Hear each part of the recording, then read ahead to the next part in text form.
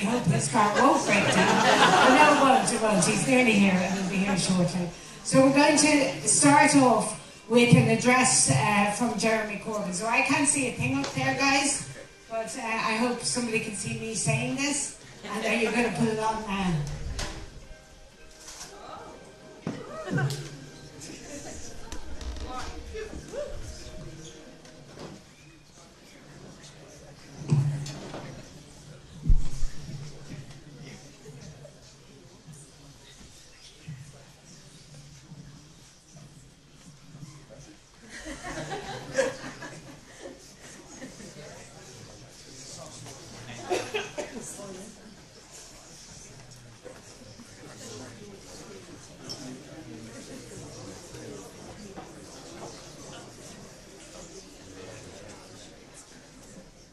Congratulations on the left all over Ireland, coming together to support each other, showing how it is possible for people of different left histories and strands to work together to bring about a more just, more equal society, to stand against the power of the establishment and to stand against the power of global big money, which has done so much to impoverish so many people in Ireland and indeed many other parts of Europe.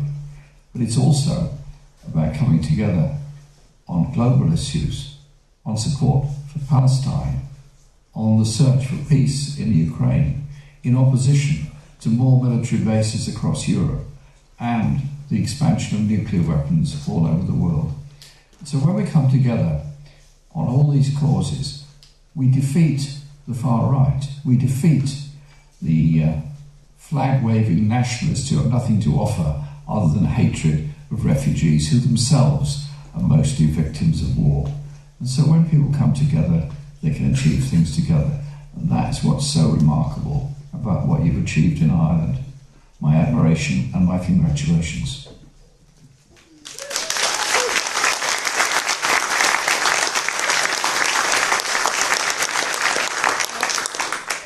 Thanks very much to Jeremy for those words, and I think certainly the coming together of the left around the Catherine Connolly campaign showed that when the left does come together, as we indeed in People Before Profit have been saying for a long time, we're better than the sum of our parts, and we showed that by having the most incredible victory. So our first speaker here tonight is Paul Murphy TD, who was also on the political liaison committee of the Catherine Connolly campaign. So he's going to speak first.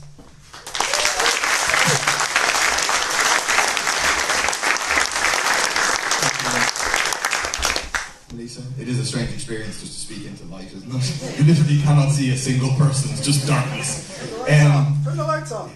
The first thing I actually want to say is just to say how great it is to be back on a stage with Richard, but also Melissa.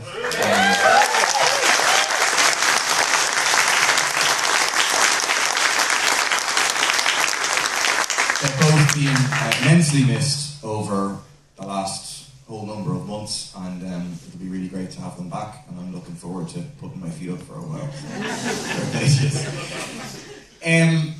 People probably saw that on Friday night, at least one person, if not more than one person, broke into an iPass centre in Drogheda, poured petrol on stairs and set it alight, presumably knowing that there was a family of 5 sleeping upstairs, including one very young baby, 3 other children and an adult.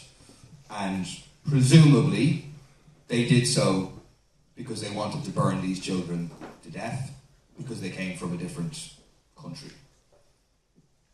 That's obviously horrific. And there's a straight line between the scapegoating of asylum seekers that the government have been engaged in actually in the immediate aftermath of the Catherine Connolly victory. There's a straight line from that scapegoating, from the conscious attempt to create a hostile environment for asylum seekers in this country, a straight line between that and acts of violence like we saw on Friday, like we saw with murder, we saw the conviction happening or the sentencing happening in the last few days, like we've seen with the more than 20 arson attacks on asylum centres. And, you know, I don't start with that really awful point to pour cold water on what will be a night of celebration, but to remind us of just how dark things are out there, and Ireland's not unique in that. We're in a world that is sinking deeper and deeper into barbarism, marked by ecological catastrophe, by war, by genocide, and by the rise of the far right. And in that context, the victory of Catherine Connolly stands out even brighter. It should give all of us hope, confidence in a very, very dark world that things can, things will, we can make things very, very different. And I think we need to draw whatever possible lessons we can from the Catherine Connolly victory. When you win something so significant in such a dramatic way, it is on all of us to think about, to discuss, to debate, and come out with as many possible lessons as we can to apply to all of our future work. And there's three immediate reasons that I think Catherine won that are important to think about. The first, and the most obvious, almost seems like too obvious to say, right? But it isn't said in the media, is the most important reason that Catherine won is that a majority of people in this country agreed with the values embodied by her, agreed with the values of the left. A majority of people in this country, despite all of the attempts to have a sober, rational, mature debate to say we need to get rid of our neutrality, a majority of people in this country do not go along with that. They don't agree with scrapping the triple lock to satisfy what Heather Humphreys calls our allies. A majority of people believe that housing should be a basic human right, not a commodity for profit for corporations. A majority of people agree with Catherine Connolly when she says that Ireland is not full, when she says that those responsible for the housing crisis are those who profit from it and the politicians who represent them, the same in terms of the health crisis, the same in terms of the cost of living crisis, not vulnerable people. The second lesson is that a left that unites can win. At the start of the campaign, there was a lot of opinion pieces talking about how the left would inevitably fracture, it wouldn't hold together, and yet it did, and we delivered a victory. And what the left uniting is about, from our perspective, it's not just putting the sum of the individual pieces of the parties together. It's about creating a dynamic that gives people hope, gives people confidence that we can win, that encourages loads of other people to come and get involved. You know, over 15,000 people volunteered for the Catherine Connolly campaign. The majority of those, the big majority of those, were not members of any political party. And the third lesson I would say for tonight is that movements matter. Catherine's victory reflects and is a part of the movements we've had over the past number of years in this country. Above all, the movement against the genocide in Gaza and the Irish government's complicity in that genocide. That movement provided much of the energy, much of the new campaigners who are newly politicised, and it also shifted public opinion on Western imperialism, on our so-called allies. The Irish language movement, of which Catherine's election is another part of, and also the anti-immigrant movement, in particular the reaction to the anti-immigrant movement and the sense of a majority in this country of repulsion from where those people want to take this country. And the campaign itself was a movement. Like, I spoke with Catherine so many times, and every time she was at pains to emphasise, this isn't about me, I'm just a symbol, this is about a movement.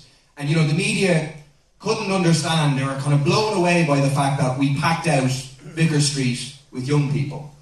But like, we could have packed out a venue 5 times the size of Vicar Street. We genuinely could have, because this was a movement. And the fundamental lesson for us is that this movement can't stop there. It was never a movement just about electing Catherine to the presidency, but it's a movement about fundamental change in our society. And that's, for us, the lesson in terms of what comes next. And that isn't just about elections, it's about coming together in the here and now to fight for the values that Catherine represented and that people voted for. So, to fight to defend our neutrality, to fight to stop them dismantling the triple lock as they want to do in the next couple of months. to say that we need to have meetings across the country and build pressure to demand that the Occupied Territories Bill is implemented, including services, before Christmas. No more delays, no more watering down, no more obfuscation. To say we need to work together with Raise the Roof and the trade unions to have mobilisations on the housing crisis. And to be on the streets in big numbers to demand an end to the profiteering and action to stop the cost of living crisis. But then it also has to go beyond that and point to the question of government, because I think that's what has mobilised a lot of people around the Connolly campaign. Most immediately, that is going to be presented in terms of the Galway by-election, or Galway West by-election. And what we would like to see is a unified left candidate, to put it up to the political establishment, to put it up to the populist right, who will undoubtedly stand, and to win and to develop further momentum. If we can't have a unified candidate, well then at the very least a vote left, transfer left pact between the parties and the non-party candidates. But then we have to be pointing towards the general election and how the general election can be framed as a real choice for people between Fianna Fáil, Fine Gael, those who would prop them up on the one side, on the other side, those who are willing to offer a left government. And this isn't something that will happen overnight. We don't have an ultimatum about people signing up to things at this meeting tonight or in a month's time or whatever. It is a process that we need to build towards that. But that has to be an important part of the goal. And so to that end, we want to discuss openly, honestly, with other political parties. We want to participate in the various grassroots initiatives that are pointing in that direction. We want to see there being established a kind of liaison committee of the left to discuss this. We want there to be a massive assembly of left parties, of people not involved in any party, to discuss these sort of questions to see if we can get there of offering a real choice for people. Because I think, like in all the rallies that I went to, the point that got the biggest response time after time after time was that question of, can we end the rule of Fianna Fáil and Fine Gael? Can we have a left government that serves those who suffer from the housing crisis, that serves those who suffer from the cost of living crisis, serves those who suffer from the health crisis, instead of serving those who profit from it? And so we and People Before Profit are serious about that. That doesn't mean, I finish on this, that doesn't mean we're no longer going to build People Before Profit as a clearly eco-socialist party. We think we have unique things to bring to that conversation. If you agree with the things we're going to argue in that, you should join us. 3 things just to highlight. We say we rule out coalition with Fianna Fáil and Fine Gael, and we call on the others to join us in doing so. We think that would make a big difference. Secondly, we think it is disastrous, morally, strategically, tactically, to engage in scapegoating of asylum seekers. Sinn Féin went down that road at the last local election, and the result was seen in terms of the result that they got. But thirdly, to say, just see how the establishment responded to Catherine Connolly potentially winning and then winning a position that is largely ceremonial.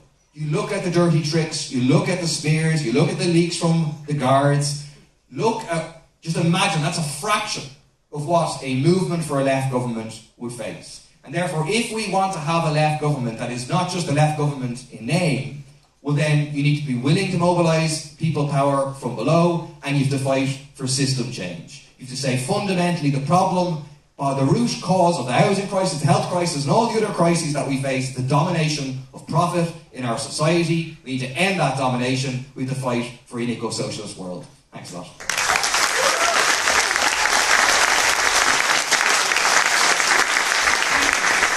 Thanks very much, Paul. Now you have to hand over your microphone. Hand it over. So this will now be handed to no, you need to have this as well, apparently. Well, it's slowly coming. I will introduce you. This is Emily Shogan, who's an independent councillor, and I don't know if you want it at this point. Who's an independent councillor in Galway West, of Galway City Council, was co-chair of the Galway campaign for the Galway Catherine Connolly campaign. And she's now going to speak to us if she can work out how to put on... Just leave it on your lap. Leave it on... Okay. Okay, so over to you. How are you doing? I'm not used to being in front of this large of a crowd, so I'm not going to try and...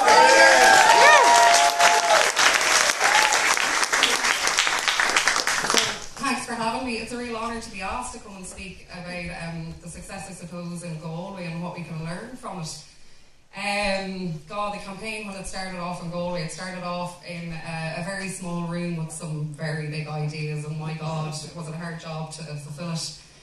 Since the election, I must say, and I was saying this to Paul earlier, I was like, part of me wanted to revel in this movement that Catherine created, but what I saw almost immediately in the County Centre was, and afterwards, was that there was this urge to go back to politics as usual.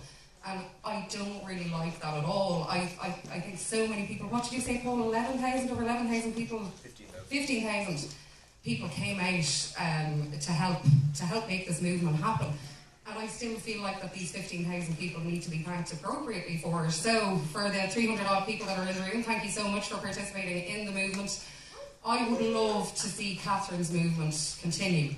I would love to see cross-collaboration continue between the parties, and I know I definitely found that there was support from what people would call the right. There were people in the background in the right who were cheering us on as we went and who were paying attention to what was happening on the ground, and I'd love for that kind of collaboration to continue as well. How we go about achieving that, I don't really know. What I would love to see, and again I said this to Paul, sorry Paul, when I'm nervous I tend to focus on people that I know in the room, so it's going to be Paul this evening.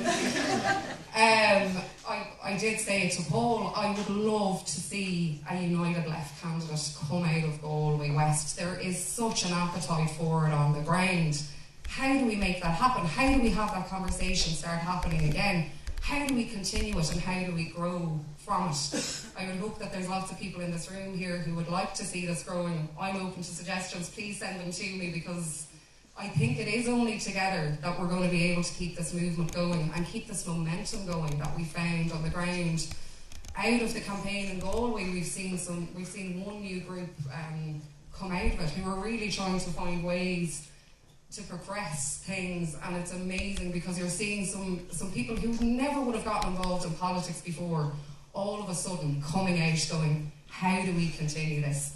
So I suppose that is the question here, how do we continue this? I don't have the answers. I wish I had the answers. It's only through this movement that we'll find these answers together and keep on growing this movement. And I did say I'd be quick on time, and that is me, I am quick on time. I don't know how much more I can contribute about what went on in Galway, other than it was absolutely magical, and it was absolutely magical to see it happen right across the country. It's magical that this conversation is going to be continued. And yeah, look, we're going to be here afterwards, I think, for a little while for more conversations. I'm more easier to talk to when I'm not under the spotlight. Yeah, that's me. Thank you very much.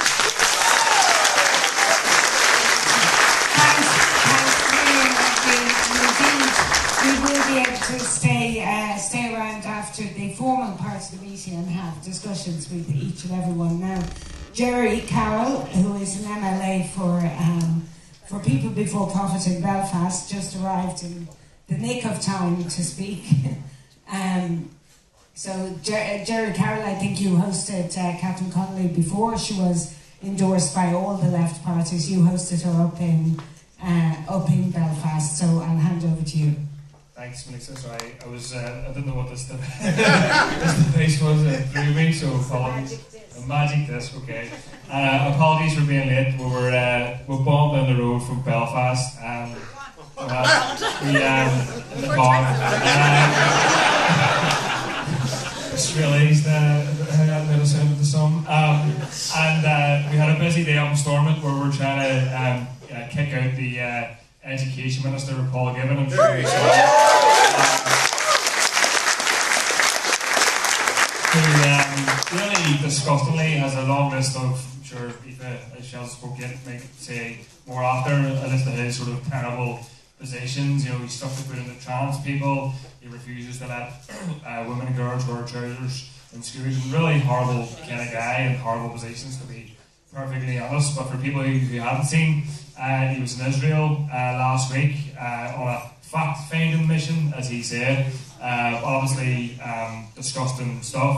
He was meeting IDF officials and other people as well. And before he went, he thanked the IDF in Stormont for their bravery and for obviously for slaughtering hundreds of thousands of Palestinians. So we're trying to get him out of this position in Stormont because we don't think he's fit, frankly, to be an MLA or any public rep, but he, at the very least, shouldn't be a minister. So we're not successful yet, but hopeful that we can hopefully kick him out. And I think you're seeing obviously glimpses of maybe elements of the left coming together on that one issue, granted in Stormont, that longer term. But people, you know, Sinn Féin, the SDLP, who obviously didn't back Catherine Connolly, but coming together with the unified claim to push Paul Givan out of office. And for us, really, we hope that's successful. But the key thing, I think this is where the element and the connection of the Catherine Connolly campaign really fits. The key thing that will make that motion successful is what happens outside of Stormont. You know, there's protests happening on Saturday of hundreds of people, Mothers Against Genocide in Stormont today, workers from Costa First in West Belfast and other schools having lunchtime protests against the minister. And that's what the Catherine Connolly campaign sort of captured really, really well for me. Obviously, living in Belfast, unfortunately we can't vote. Hopefully this is the last time that Northerners can't vote in a presidential election. But it was really fantastic to have Catherine in West Belfast. We had her in the Cultanamak Animal Faith, so Irish Language Cultural Centre in West Belfast. She was shaking hands with everybody and people from all different backgrounds, different political persuasions and parties. There to kind of see her just when she announced the fact that she's talked about her election campaign. Obviously this was before Sinn Féin kind of got in behind her. And I think our party, North and South, and People Before Profit, I am going to pat people on the back. I think we played a really, really fundamental and important part of this campaign. It wasn't just People Before Profit, but our comrades and Paul and others played a really important role. I think our role to talk about other people as well in Belfast, they kind of show Catherine Connolly around Cultland, bring her on the Shankill Women's Centre on the peace line to say, listen, we support her message of support for Palestine, of standing up for workers and standing up against femicide and for the environment. All these kind of things are not only obviously very, very important in the south, but really, really a breath of fresh air in the north to have a president who's standing up on these issues.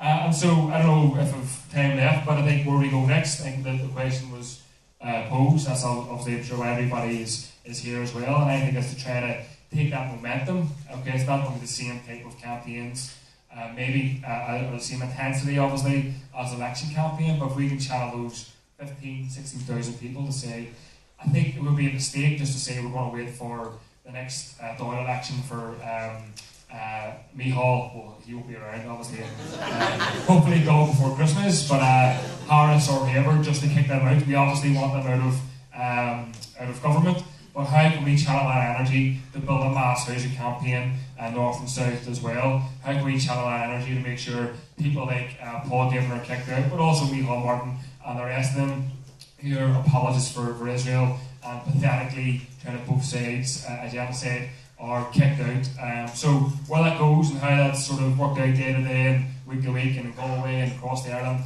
I don't have all those answers, but if we can channel that to put pressure and they really have a left government, I think would be a real addition to Catherine's presidency, and hopefully a shot in the arm for people who are, you know, for them, the important takeaway lesson is that you can't have a candidate, a president, you can't defeat Fianna Fáil and Fianna Gael. We should hopefully have that in the next general election, but also build those movements for change now. So, yeah, okay. I'm going longer. Anything in particular?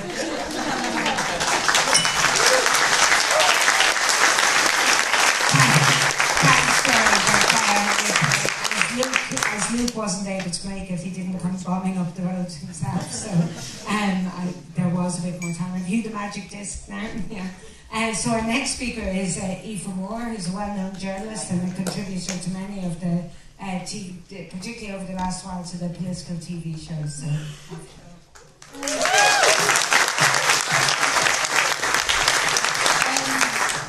So I think I'm kind of coming at this from a different perspective, just because, unlike everyone else on this panel, I'm not a politician. And I've never, you might have heard different on Twitter, but I've never been a member of any political party. But I did work for Catherine Connolly, so I've been in the Dáil about 8 years, and always said, with no offence to everyone on this panel, but I always said I didn't trust any politician enough to work for them, apart from Catherine Connolly. So I came on early enough to do some press and media consultancy for Catherine, in what was very much a volunteer-run campaign. I'm sure many years down the line I'll be able to talk about it in a funny way, but it was genuinely tearing out the stages at some point. But I think for me, when I look back at the campaign, and I've spoken to some journalists who are friends and other people, and for me, I think the thing that stands out the most for me about Catherine is that when pertinent and non-pertinent questions were put to Catherine by the media or by voters about things in her past, so something maybe that the press would have considered a scandal that was put to Catherine, Catherine thoughtfully answered that question and stood over her position. And what we have seen over the years constantly from Fianna Fáil, Fine Gael, Sinn Féin and Labour and the Social Democrats is that when they are caught up in something that they think might get them in trouble, they immediately apologise, they back down, and they don't stand over their position. If you ask someone in Sinn Féin about the IRA, you'll get about 15 different answers because they haven't decided on what way the wind's blowing that day. And I think if the left is to be united, there are going to be serious issues in getting the centre-left parties to stand over their convictions if they think it might lose them votes. So we saw in the last general election, for instance, Sinn Féin must have had 20 different policies about Ukrainian accommodation and different refugee policies. And then it became very, very clear that the Dublin Central Sinn Féin was not the same as Offaly Sinn Féin and Donegal Sinn Féin. And that's a problem they're going to continue to have if they want to be as broad a church as having different policies for different people.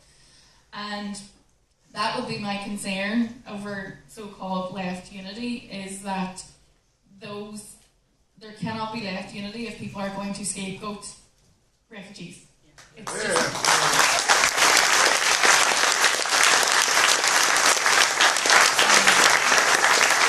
And also, when we talk about accountability, the day before an arson attack on an IPAS centre, Simon Harris came out and started demonising immigration, and he has still not yet put out a statement talking about what happened in Drogheda, but he had the time to start a Snapchat account over the weekend. And I think people are starting to see through, this TikTok Taoiseach or whatever they're calling him. I think people want accountability.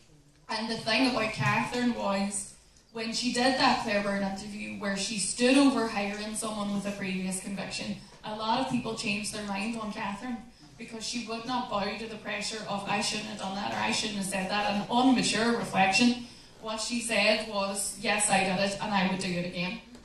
And I think that is something to be really respected in a politician. I'm not saying they all have to be pig-headed and, dig their heels in, but I think taking accountability or admitting what they done, but also standing over it is a really big thing. And also not flip-flopping. And my concern would be, we've seen that with the Social Democrats over Owen Hayes, we've seen it with Sinn Féin, Labour, that's a different conversation.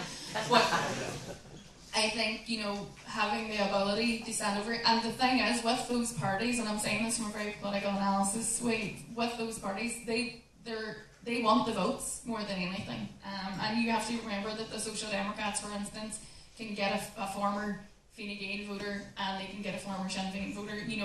They have a much broader church. And I think left unity would have to think about all these things before they decide to go in together. And also you all view each other with suspicion, so Sinn Féin think you don't want to be in government. But also this was suspicion on the left that Sinn Féin would go on with anybody if it meant they got into cabinet. So I would love to see a bit more left unity, but I am very sceptical. And sorry, this is a bit disjointed because Paul did not tell me I had to do a speech for 5 minutes before I got here.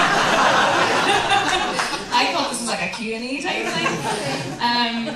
So I have not. This is just off the dome. But my other point is on the media and what we saw. I mean, I had a very brief but I had a very brief insight into the press inbox for Catherine Connolly, and I have never in my life seen anything like it. Now you need to remember that I worked in the Dáil for a long time. I have a lot of respect for some of the journalists in there, but I have never seen anything like that. And I was quite taken aback at the actions of some people and how they conducted themselves. And if there is to be left unity, there needs to be preparation for how the press would react, because anytime anyone does anything outside the status quo, there will be a lot of questions, and that's a journalist's job as well, that they have questions, but there will be questions that we all find redundant or stupid or divisive, but they're going to be asked. So they will say, in this hypothetical left unity, come up and ask Paul Murphy what he thinks of IRA violence. You know, this was the same thing of when it was asked of Catherine, will Sinn Féin back you now? How do you feel about Gerry Adams back in your campaign? These kinds of questions need answers, and that's another obstacle that the left will have to come over. And if Sinn Féin don't even have an answer for it, I don't know about the rest of you to get one. But I am very aware that although Catherine performed very well, extraordinarily well in the media, it was against a backdrop of utter hostility at times, not from all of them, but a lot of them. I think it was aided, the press were aided by Fine Gael. I know one journalist in particular who received over 30 messages in one day from a Fine Gael press officer about Catherine. And, you know, that's how concerned they were. And imagine that plus Fianna Fáil. That's what a left unity candidate or left unity pact, vote chair, whatever, would be up against. And in that, parties will start panicking and they will start blaming each other. And I'm kind of glad he's not here, because a lot of my concerns about left parties are mostly what happened to Jeremy Corbyn at the moment. And what you don't want to do is, there is such a hunger that we've seen, obviously in London, but it could be mirrored here. There is such a hunger in London for a left-wing party, because the Labour Party there is not a left-wing party. And you have seen that there is such a hunger at the start, there was such momentum behind your party, and as soon as they had an obstacle, they started fighting with each other. Shit has hit the fan, and now Zach Polanski has come along and he's eating their lunch. But even the fact that Zach Polanski can get this much momentum this quickly shows there is a real appetite in the face of what of creeping fascism that we're seeing now all over the world. There is a real appetite for it. But I think, as a journalist and somebody who deals a lot in political analysis, there's going to be a lot of egos here, and the bigger parties are more likely to throw this whole left unity thing under the bus if they think they're going to win middle class people in Drumcondra. And that's, or any other place. And that would be my concern. So I think Catherine has shown what a grassroots campaign. There was a lot of, I wasn't here for repeal, but a lot of the people who worked for Catherine also worked on repeal. And I think there's a big lesson in that people power and community will save us all and could possibly get a left government elected, but there's going to have to be a lot of egos left at the door as well.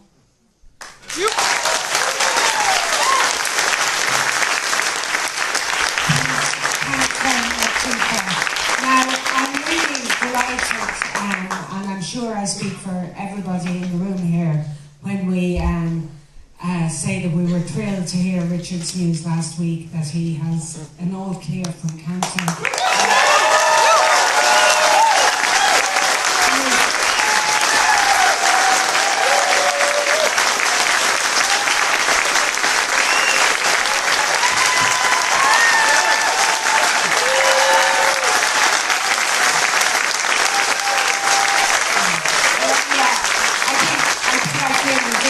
For everyone in the room, and we're delighted to have Richard here on the stage with us this evening. We're delighted he's well enough to do this, and he is a voice that we've all missed over the last 9 months, and we're thrilled to have him back here tonight. So has he got the magic disc? Yes. He has the magic disc, and off you go. Do I need to hold it with my hand, or? I don't know what you do with it. It's fine. It's fine. Thanks very much for that very warm reception, and yeah, it's good to be alive.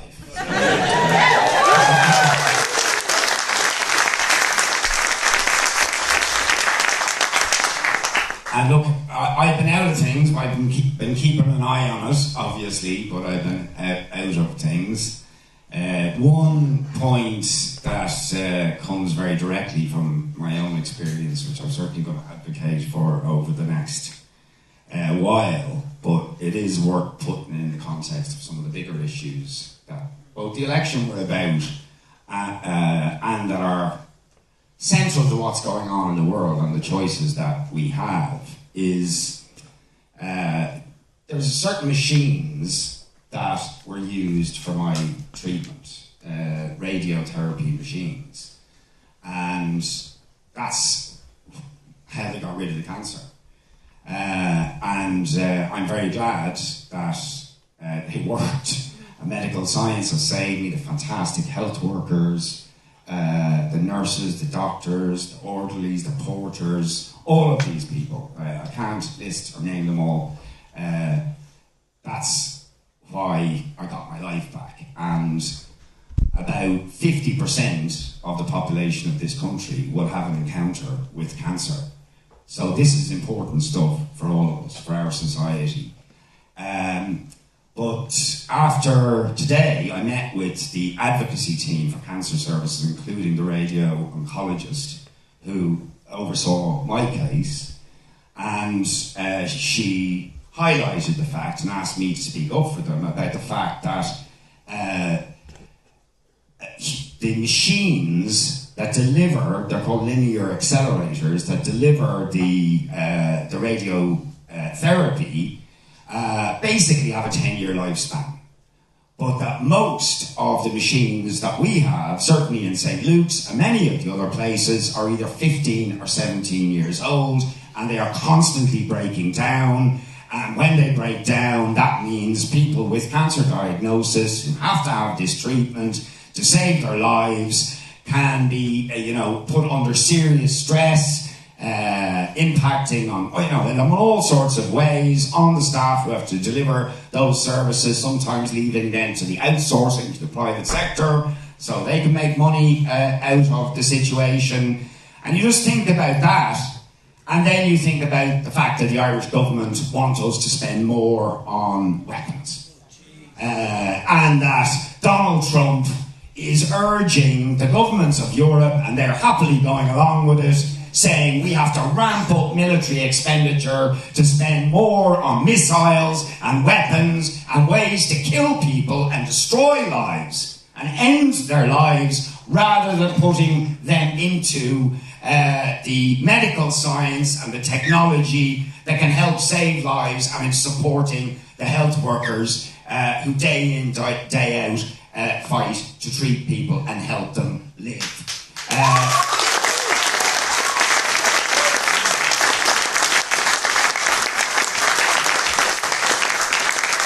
So to me, that's what left-wing politics is about. Whether you call it socialism, as I do, or you just call it the left, or you call it progressive, or it's just about fighting for a better society, that's the sort of priorities that we're interested in. And to my mind, and I wasn't involved in the campaign over the last while, although I was very glad I signed Catherine's papers, and indeed we had informal chats with Catherine and her team before I did leave in April, and we made it very clear from the very outset that we thought it would be a good idea if she ran. She hadn't made the decision at that point, but we said we thought she should run, and that we would certainly be backing her if she did. And that was because it's in line with something we have been arguing for many, many years, is that we believe this country can be changed, and that if the left stick together or come together, it is possible to build a movement that can finally end 100 years of Fianna Fáil and bring in a left government, a government of change in this country. We believe that. Now, the victory in Catherine's campaign, first and foremost, is a tribute to Catherine, the fact that she is an honest, principled person who has a principled record of fighting to defend neutrality, fighting opposing the programme of the militarisation of Europe, fighting on issues like housing, fighting on issues like the victims and survivors of the mother and baby homes, fighting on behalf of the Irish language, standing up for the oppressed, the marginalised and the downtrodden. And people could see she was authentic, she was genuine. As they sometimes say to us, people say to us, I don't agree with everything you stand for, but I know you're honest, I know you're principled, I know you're fighting for something, better, for a better society. So first and foremost, it's a tribute to her. And to all of those, I'm sure many of them in this room, who got out, and the movement that was created fighting for her. It's a tremendous, tremendous achievement. And the fact that the other side got so dirty in it is, a testament to her, to the campaign, to all of the work you did, and indeed the way they expose themselves. The people who often present themselves as respectable and pragmatic, whereas the left are radical and extreme, but actually they kind of expose themselves as real extremists, didn't they? The nasty people who want personal attacks, want to smear people, and then people like Ivan Yates behind it. Does it really matter to them? Is it Fianna Fáil, Fine Gael, is it consultancy, or whatever? Right? The Yates thing really shows how little difference there is between Fianna Fáil and Fine Gael, isn't it? Excuse me, sorry, I have to drink water now. That's one of the consequences of this treatment, lots of water. But look, behind all that, and I don't have the answers to all of the questions, to my mind it's absolutely clear that as well as it being a tribute to Catherine, to the people involved in the campaign, that there's a whole generation of young people who are absolutely furious that in one of the richest countries in the world they can't afford to live. They can't afford a roof over their head. They are being driven out of the country. Huge numbers of working class people are being left behind. They don't have the health services. They don't have the investment in health and education and the public services that they need. And of course, the fury, the outrage over the genocide in Gaza and the movement that has been generated around that was absolutely central to my mind, because Catherine was seen by people as a principled part of the advocacy for Palestine for many years.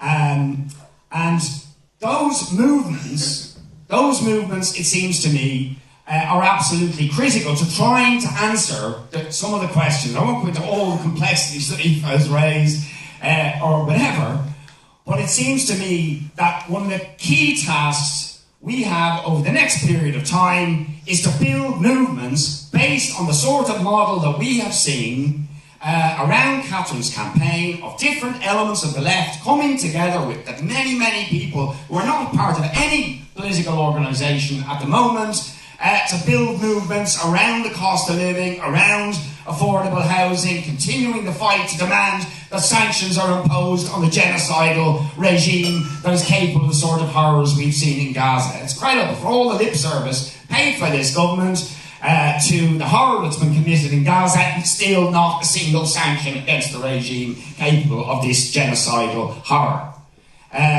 So we have to build those movements and link that to a wider project of political change in this country. Because Fianna Fáil and Fine Gael are never going to take the sort of action that is necessary against the genocidal regime. They are never going to stand up to the vulture funds, the speculators and the landlords who are profiteering and making money out of the housing misery faced by ordinary people. They are never going to challenge the profiteering of the energy companies who are responsible for the skyrocketing of heating and electricity bills and gas bills that is leading to the cost of living misery faced by ordinary people.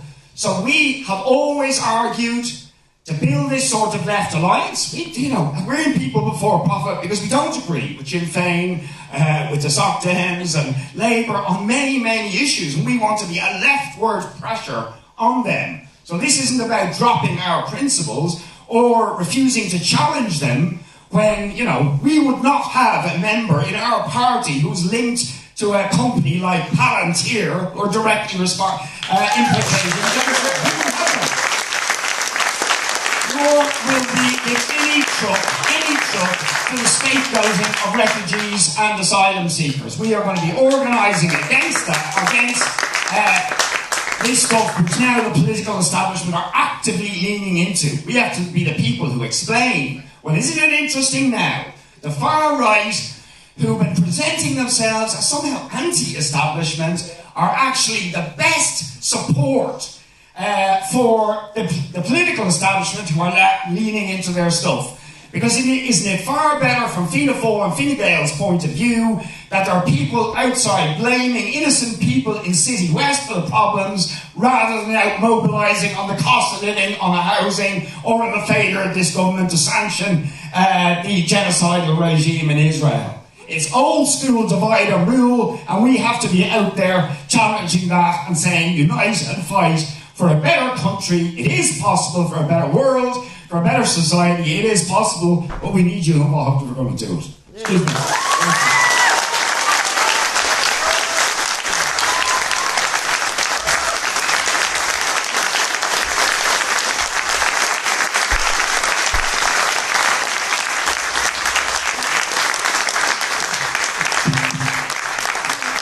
Thanks very much, Richard, and certainly it is good to have you back. Now, that is the time for people to contribute. All the people who've thrown their work into the Connolly campaign over the last 9 months, or indeed over the last decades, there'll be people out there. But I can't see a thing. So can I don't know if somebody can turn down the lights so I'll be able to see people. Well, it'd be more to turn down the lights. Stage not lights. the lights there and down. The stage lights. Stage lights, is that what they are? So we have about half an hour, 20 minutes to half an hour for contributions. If people have questions, feel free to put them forward, or just want to make some comments on what you see about the next steps for the left. So I see a couple of hands immediately. I have one here. If you just keep your hands up for a moment. So I have Adrienne here, and if Damien, you're running around with the... And it is still very hard for me if you could turn off the really bright lights in my face. Well, I have a microphone, that's a piece of paper. So thank you. That's much better. So Adrienne. Thanks. Just to say, Richard, you really came back with a bang there. It was phenomenal, and really missed it. I also just want to give my credit to Aoife here as well. I think what you did was very brave in your career. Like you said the quiet part out loud, and I know that's definitely ruffled a few feathers. Like even locally, I'm from Carlow and PDP, and our journalist there recently started working in the Fianna Fáil office. So for everyone kind of in the scene, like we do recognise that relationship, but I think for the wider population, it goes on. So just real credit to you. It was a tough thing to do, and just kind of something that I want to, I suppose, recognise. And I do think we have to give the upper class credit on this. Bear with me. Something that they understand very, very well is solidarity from above. I mean, if you look at the relationship they have with the vulture funds, with the Dennis O'Briens, how the banks were bailed out in an unprecedented move. They met the bankers in the middle of the night and all our money went up to them. And then when I compare that to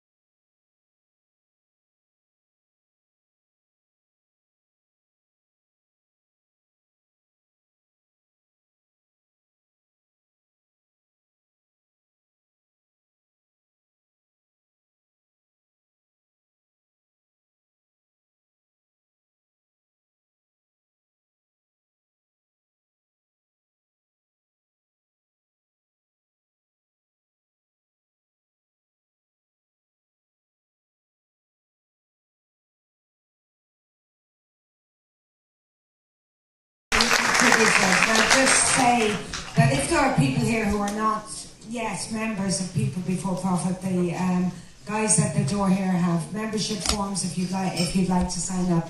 Now we're going to finish off the evening with each of our speakers coming back for a couple of minutes. We'll go in the same order. I think are we okay without this thing? Yeah.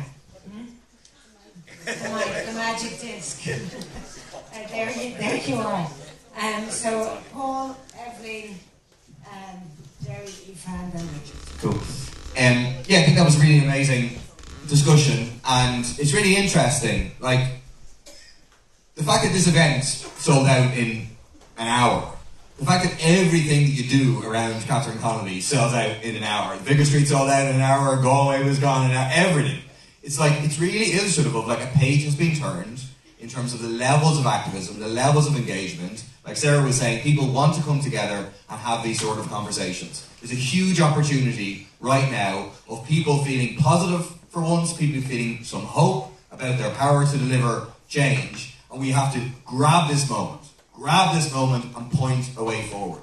There can be a tendency to say, well, it's all about the elections, and the next election's long, and we kind of let the dust settle and we see how things turn out. We have to grab this moment now. It's why People Before Profit were out very, very quickly with a series of proposals, a series of ideas. They're not ultimatums, but they're about us saying we have to find a way forward together in terms of getting this momentum, pointing in a positive direction, bringing it onto the streets and bringing it into the elections. And secondly, just in terms of bringing it onto the streets, I mean, I would love to go whatever with all those various the people that were mentioned in terms of on Palestine or whatever. Obviously, I can't speak for those other people as to whether they're willing to engage in those protests, but I think that's the discussion that we need to have. I think neutrality is absolutely central. Like, if you had to pick one issue that was the most important, most dominant issue in the presidential debate, it would be neutrality. You know, we just had a presidential election. We won. People rejected militarism. People rejected NATO. People rejected the line of other countries. We won. We just had an election where neutrality was the dominant issue, and yet they are going to come back in a month's time or 2 months' time and try and get rid of the triple lock as part of, like Adam was talking about there, they've redefined neutrality to mean they can do anything up to actually formally joining NATO. Anything else, in their words, is neutrality. They can send troops to participate in an invasion led by NATO, and that's still neutrality, as long as they don't actually join NATO. If they got rid of the triple lock, they could have sent troops to participate in the invasion of Iraq. And in their minds, don't worry, they're still neutral. Like, triple lock, I think, is absolutely essential. I think the idea of focusing on that and neutrality, I agree 100% on the point about disabled people, who I actually think that's another movement that was behind Catherine Connolly's victory. It's really good that Catherine has said that's like the first group of people who are going to be into the Euros. The final point in terms of the election point is, like, where do we want to go and how do we get there? Where we want to go is to have a strong vote left, transfer left pack at the next general election, tied to a series of broad principles. I think that's where we want to get to. How we get there from our perspective is both from above and from below. So openly, honestly talking to the other parties and saying, this is what we see the way forward, how do you see it, and engaging in discussion, but also trying to create the pressure from below, like Catherine Connolly did. That's, I think, how we can maximise pressure to get us to a position where we can present people with a clear choice, Fianna Fáil, Fine Gael, those who would prop them up, or the possibility of a left government. Thanks.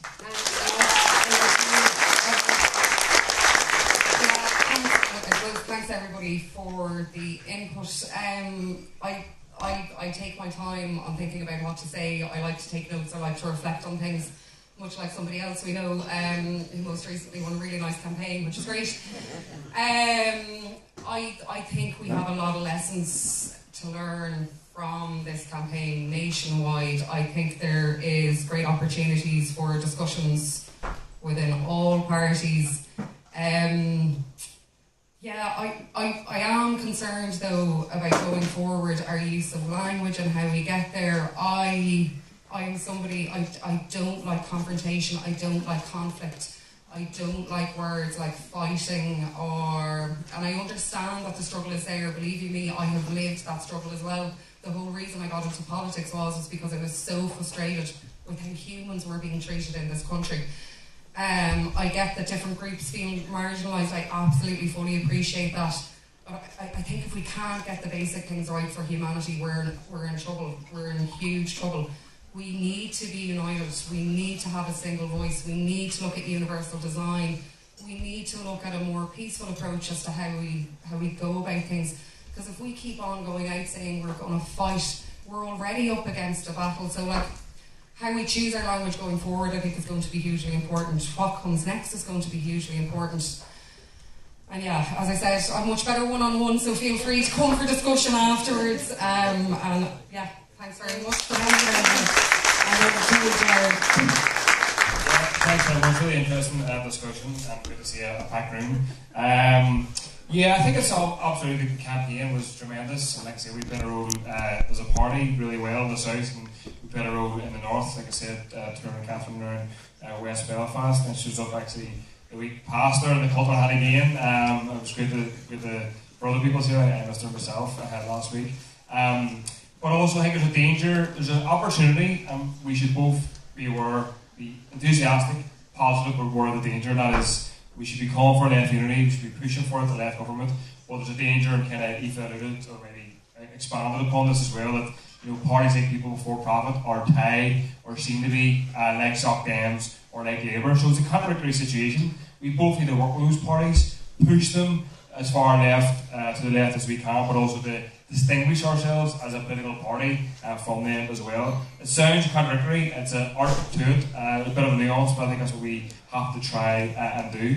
I think we have to also, our task is twofold in some ways, is to be part of the movements that we're in. I think one of the biggest, sometimes it's used as an attack against us and People Before Profit, but yous are everywhere, yous are here, yous are there, yous are on Palestine, you're on housing and all. Yeah, it's a badge of honour, you're so to speak, about everybody who's oppressed and who's downtrodden north and south. So we need a party, continue to be a party of the movements, being a part of them and building them, but also a party that doesn't flinch, so it doesn't flinch when we get hit with the hardest questions. And I tell you what, I'm slightly biased being a member, but we've got the hardest questions, I think, over the years. When Zelensky comes into the Dáil, Catherine Connolly inaccurately said she didn't clap, I think she did, if I'm correct. Paul Murphy and Richard Boyd Barrett and Gino and I think Bremer Stiller didn't clap for Zelensky, and we got pilloried in the press north and south at the time. It was the correct thing to do. I'm still getting dog abuse from unionist parties about being a Hamas apologist and they're losing their minds today. But not apologising to them or to Israel or to anybody else. And similarly, when it comes to questions of being apologists or sucking up to the EU, Joe Biden came to North and South before the genocide. People like us were refusing to meet him. So I think it requires politics to do that. It's not just that our people are good people, and of course we are on the left, but it's to have the politics to understand that who our allies are, and they're not in the US anywhere, EU or elsewhere. So people who don't buckle, who don't flinch when hit with the hard questions, but also who will work with others to build those movements. Final 2 points. The question, obviously, it was of Sinn Féin was put out there. I think there's times, obviously, when we correctly and rightly be working with Sinn Féin, both north and south, and different dynamics on different campaigns. But the proof in the pudding is, left to their own devices, they're vulnerable to the right, and they will move to the right if they're left to their own devices. Asylum seekers, all the questions in the north, too long to list. But also they can feel pressure because they're working class base, north and south, they can feel pressure on the left. Our job is not to be just to give them a free ride, is to work with them, but to put the demands on them as well. And what do we do? What do we say? Catherine was a strong trade unionist, a strong supporter of workers' rights. What do we say when translate workers in a few weeks' time, transport workers in the north will be going on strike potentially against the Sinn Féin infrastructure minister? We back them. We back them, north and south. And I think too often, Sinn Féin, whilst they should be worked with, they should be supported on these issues like Catherine Connolly. Get an easy ride. So yeah, thanks. Thanks, Derek.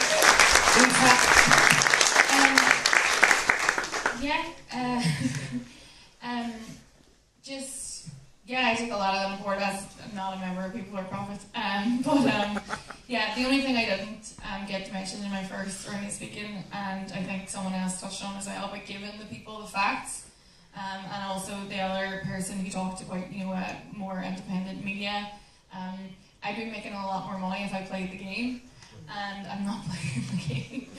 And, it is very hard for independent media to get funding in Ireland. I have been told repeatedly when I pitch things that RT aren't going to go for that because of whatever stance they might think that you're trying to get across. But also just what the lady said about disability. Catherine made that one of the focal points of her campaign and something she cares a lot about.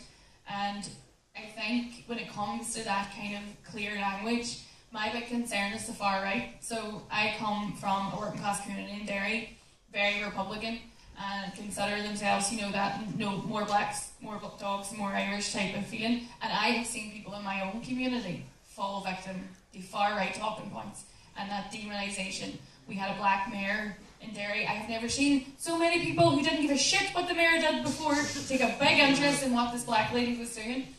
And I think it's that common speaking when we are talking to people. It is so easy, and I do it with my own mother at times, that I jump down her throat when she mentions something that I'd be like, where did you do that? And I think we need to meet people where they are, and we need to say to them, it is not asylum seekers' fault that your child is on a waiting list for a surgery or a speech therapy. I know it's so easy, because I used to live there as well, but it is so easy to see the people in Coolock and see the people in Drumna and want nothing to do with them and say, that's not my Ireland and yous are all morons, but that's not going to help anything. These are people who have been continually forgotten about by Fianna Fáil and Fine Gael, and they're incredibly pissed off, and they are being misguided by people. I'm not trying to excuse their behaviour, because racism, there is no excuse, but there are a lot of people here who are being fed a lot of misinformation, and because of their vulnerability in society and how Fianna Fáil and Fine Gael have treated them, Fianna Fáil and Fine Gael, it makes their life so much easier if the far right get to blame asylum seekers, and they're not. So we need to get those people away from Coolock Says No to the gates in Kildare Street. That's the deadline. And my last but not least, Yeah, look, I think it's been a great discussion, and the most important thing is that we take this discussion forward and that we build on a fantastic victory, and it really is a victory, and people have talked about a bleak landscape out there, but this is a very, very important victory. And if I might say, you can't use words like victory when you're talking about the genocidal horror we've seen in Gaza. And you can't even really talk about a ceasefire when you talk about the horror and the constant breaches of so-called ceasefire by Israel and their obvious desire to go back and start the massacres again. But insofar as there's been any let-up in the horror in Gaza, it has happened because of a mass movement across the world, including this country and across the world, and the resistance of the Palestinian people.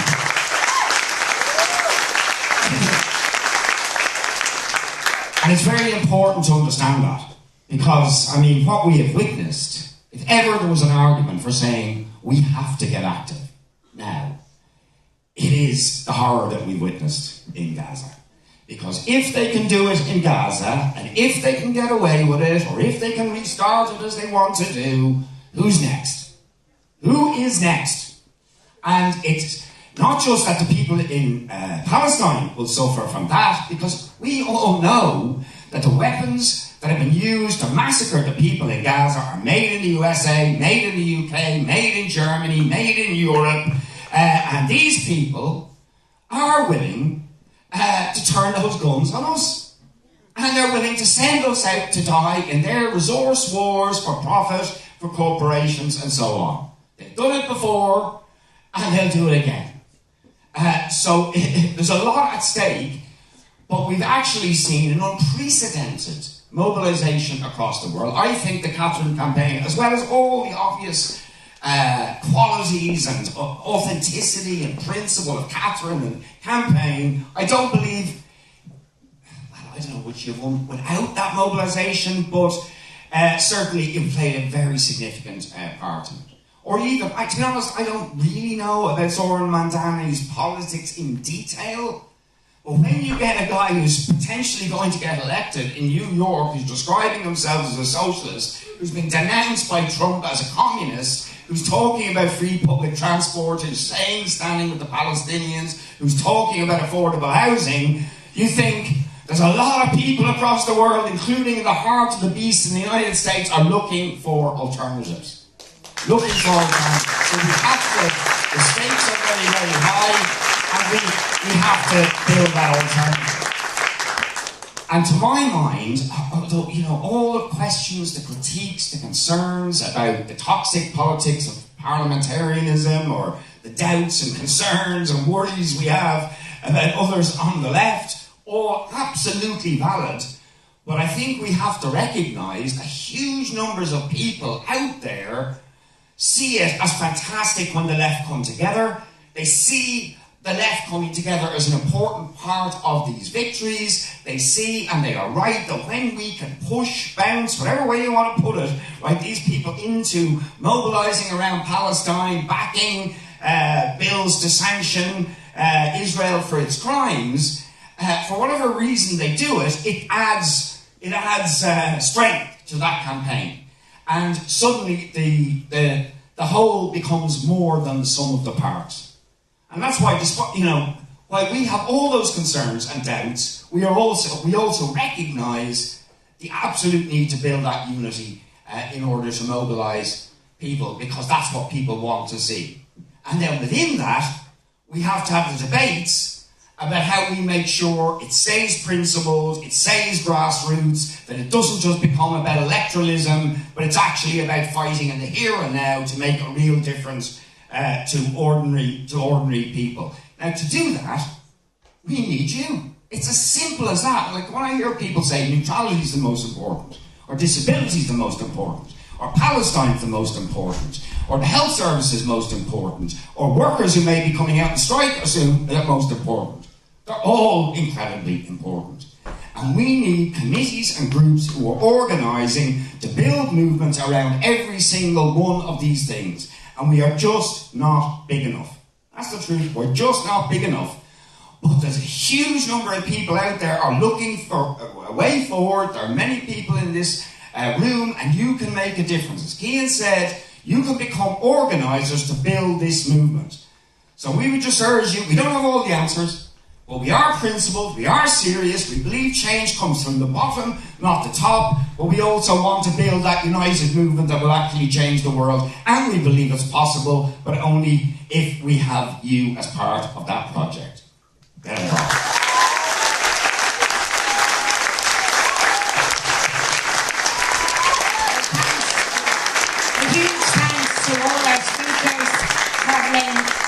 As far as some of them had to, bombing down the road, and again, sorry for the people who weren't able to attend, who were on the platform. But I think we had a really interesting discussion. I hope people will stay around, have a drink, and of course join People Before Profit. Thank you.